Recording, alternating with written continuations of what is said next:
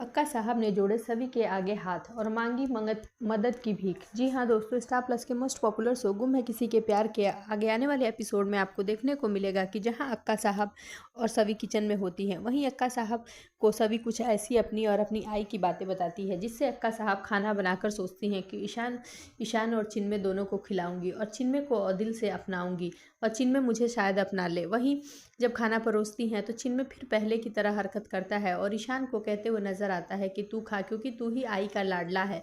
और वहीं अक्का साहब की इतनी बेइज्जती करके फिर चिन्मय वहां से चला जाता है। इस बेइज्जती से अक्का साहब इतनी दुखी हो जाती हैं कि कमरे में जाकर रो रही होती हैं। तभी सभी उनके पास जाती है और कहती है कि अक्का साहब, मेरा कोई हक नहीं है आपके पास आने का, लेकिन मैं आपके पास इसलिए आई हूँ कि एक माँ का दिल आपको बहुत दुख पहुँचा होगा, लेकिन मैं ये जानना चाहती हूँ कि चिन्मय दादा के साथ शुरू से इस घर में क्या हुआ। आप मुझे एक एक करके अगर सारी बातें बताएंगी तो मैं शायद कुछ आपकी मदद कर सकूँ।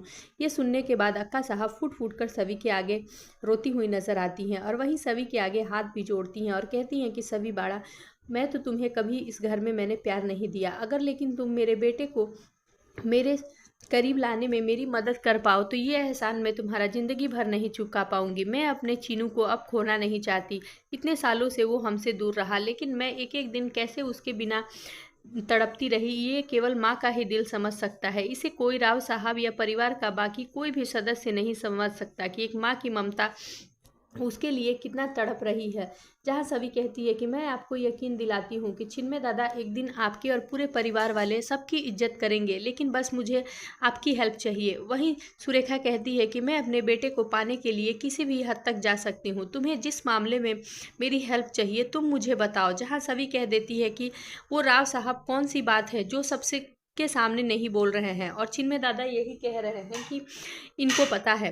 तो वहीं अक्का साहब ना चाहते हुए भी सभी को प्रॉपर्टी वाली बात बता देती हैं। जी हाँ दोस्तों, अब आगे के एपिसोड में देखना दिलचस्प होगा कि सभी इस मामले को किस तरह हैंडल करती है और अक्का साहब और चिन्मय को एक करने के लिए सभी क्या क्या पैंतरे लगाती है। जहाँ ऑलरेडी एक गेम खेल चुकी है, लेकिन उसमें उसको कामयाबी मिलती अभी दिखाई नहीं दे रही है। देखते हैं आगे रामनवमी स्पेशल एपिसोड में क्या धमाका होता है भोसले इंस्टीट्यूट में, जहां सूर्या और आने वाले हैं। सो आगे के लेटेस्ट अपडेट्स के लिए जुड़े रहें हमारे साथ।